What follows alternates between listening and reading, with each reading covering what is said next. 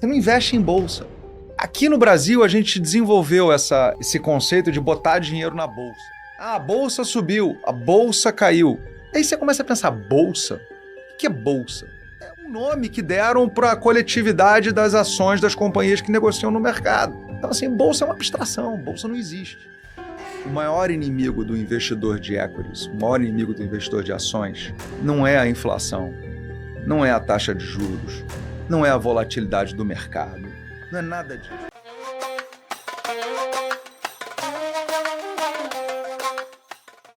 Sobre, ou melhor, se é importante saber disso aí. Ah, boa, Mate. Obrigado. Sobre essa mudança de, vamos dizer, de horizonte de investimento. Você falou, né? Os investidores estão menos pacientes. É importante saber por que que eles estão menos pacientes. Você se questiona. Porque, assim, um questionamento que a gente tem aqui, dentro da nossa filosofia aqui no Market Makers. Né?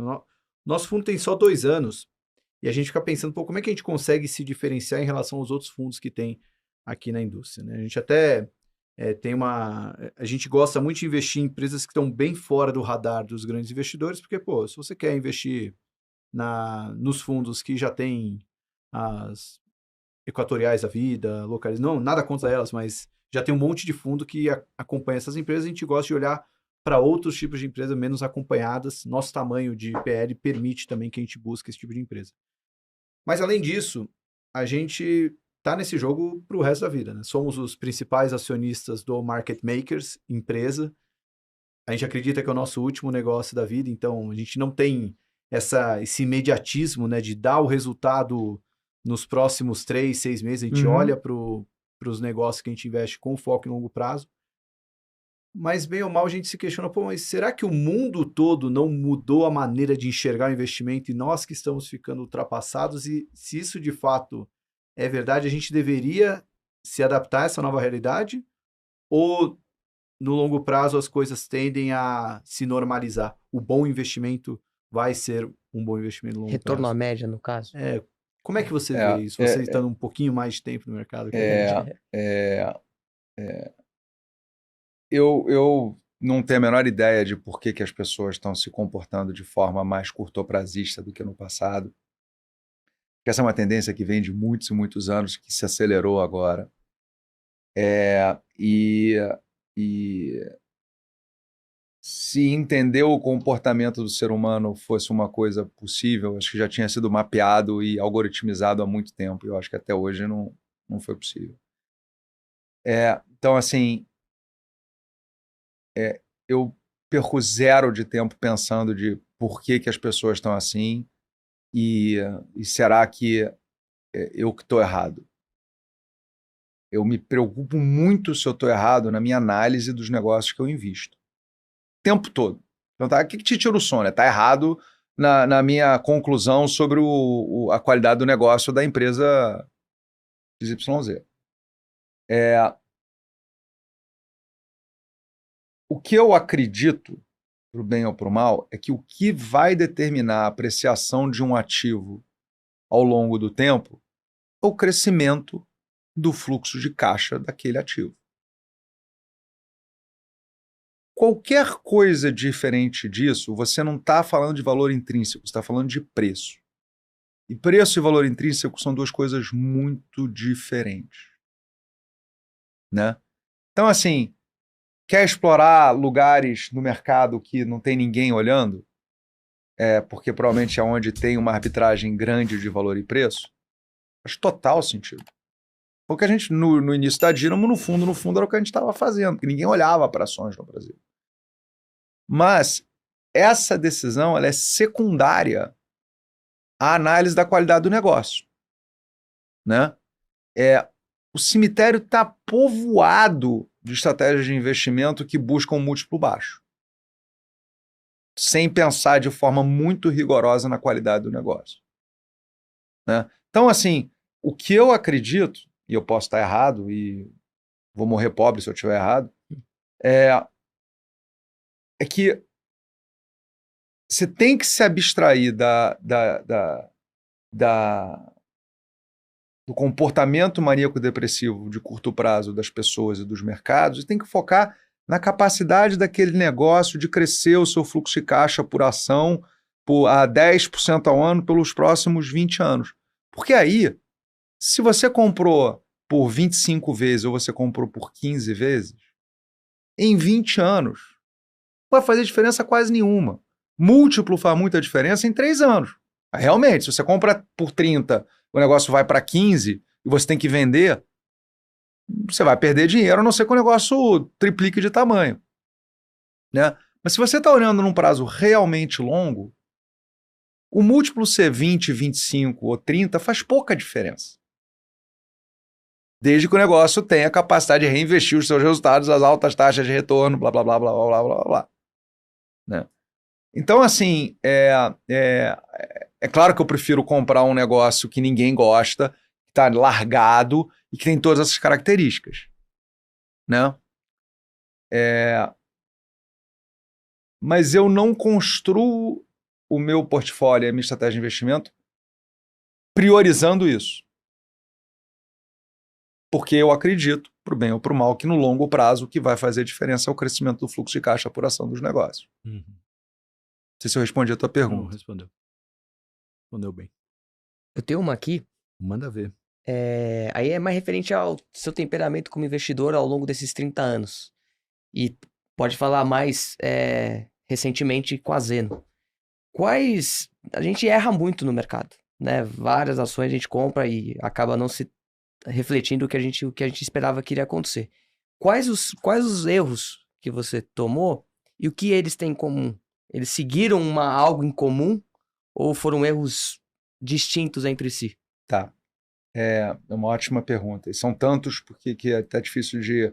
Não sei se eu consigo encontrar um padrão, porque tem tanto tipo de erro diferente que a gente cometeu ao longo dos anos.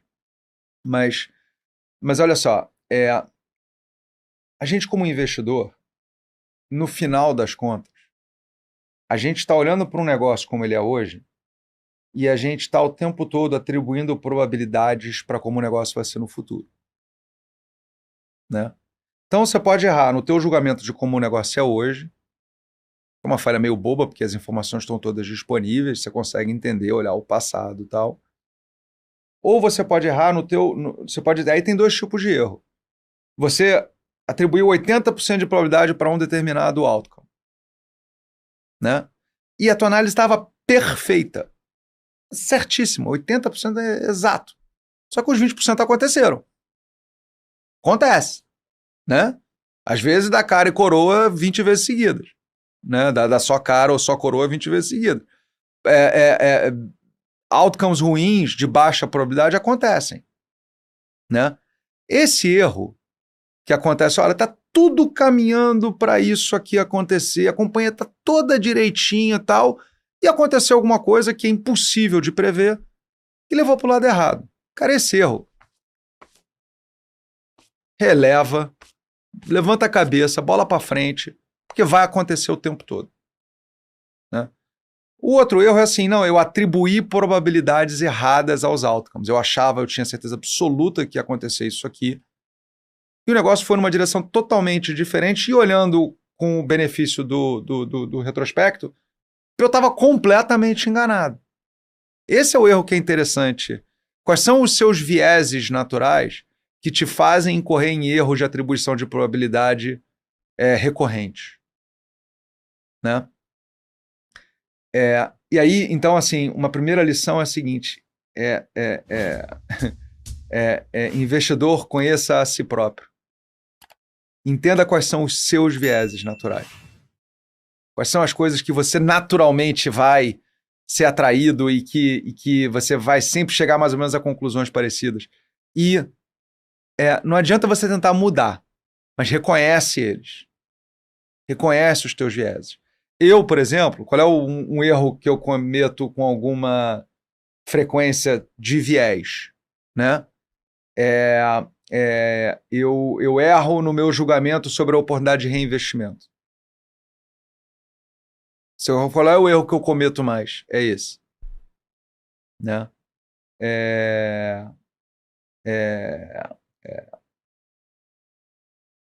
Então, assim, eu já me policio. E as pessoas ao meu redor, como a gente tem na Zeno um ambiente que senta todo mundo no mesmo lugar, todo mundo fala tudo, todo mundo tem acesso a tudo, é totalmente transparente, não tem hierarquia, como não tem na Dino, nunca teve hierarquia na Dino, que tenha respeito. As pessoas me fazem enxergar o meu viés. E eu faço eles enxergarem os vieses deles. A graça de um time que funciona bem é que todos nós temos vieses diferentes. E se a gente trabalha junto, ainda que tenha um decisor final de última instância, que é o meu caso, a gente minimiza o risco de erro, porque os vieses se cancelam ou se opõem. Entendeu? Então, assim, a razão pela qual, às vezes, é uma resposta meio infrutífera para quem está perguntando, é que o erro que eu cometo tem a ver com quem eu sou como pessoa. Você tem que se conhecer, Mate. Quais são os erros que você está naturalmente inclinado a cometer, porque tem vieses do jeito que você... E aí tem a ver com como você foi criado, com como você passou a vida, se você sofreu bullying na escola, se você não sofreu bullying na escola, se você é um bom atleta, se você não é um bom atleta. Enfim, cada um tem a sua trajetória. Então, conhecer, mais do que entender os erros, é conhecer os seus vieses e saber lidar com eles. Nossa, eu vou fazer um teste com você. Você lembra quem era o cara que falou sobre isso lá no evento que a gente assistiu antes da conferência? Era um dinamarquês. Da Berkshire Hathaway, eu lembro. Dinamarquês ou sueco? Dinamarquês. Ah, é verdade. Esqueci, era um jornalista que virou investidor, o cara... foi uma das... É o cara que mais estudou o Buffett. Ele falou algo muito, muito parecido. Porque ele fala muito sobre a importância de você saber onde você é bom e onde você é ruim. E ele fez uma autoleitura ali que é bem isso, né? Os erros que eu cometo não necessariamente vão servir de aprendizado para você, porque você tem que saber quais são os seus vieses, né? Ele até falava que, assim, ele era otimista demais. Então, às vezes, ele entrava no FOMO. Ele acreditava que, sei lá, o mercado endereçável de um negócio era muito maior do que ele esperava, do que de fato era, né? Bem legal. É engraçado, comigo às vezes é o contrário. Quando eu vejo todo mundo ir numa direção, eu já começo a não gostar do negócio. Tá errado. Não faz o menor sentido isso.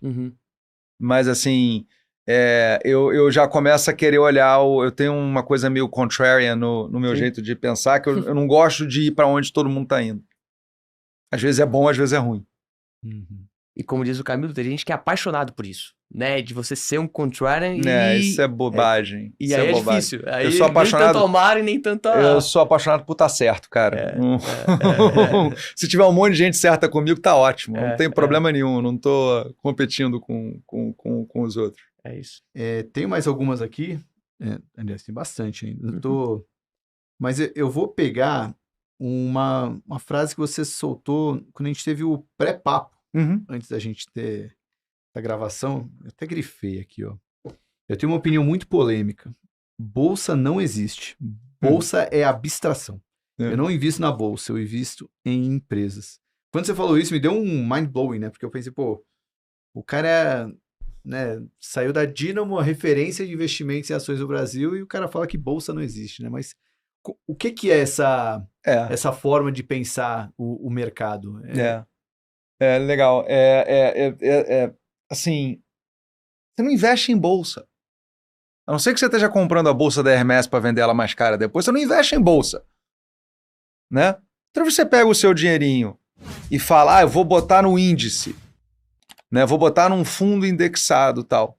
O que você está fazendo, você está comprando uma fração de uma empresa. Né? Aqui no Brasil, a gente desenvolveu esse conceito de botar dinheiro na bolsa. Né? Aí você meio que assim, a bolsa subiu, a bolsa caiu. E você exacerba esse comportamento curtoprazista. Porque você cria, é uma abstração, a bolsa é uma abstração. Né? Você não investe na bolsa, não é a bolsa que sobe ou cai. Né? você está comprando pedaços de empresa.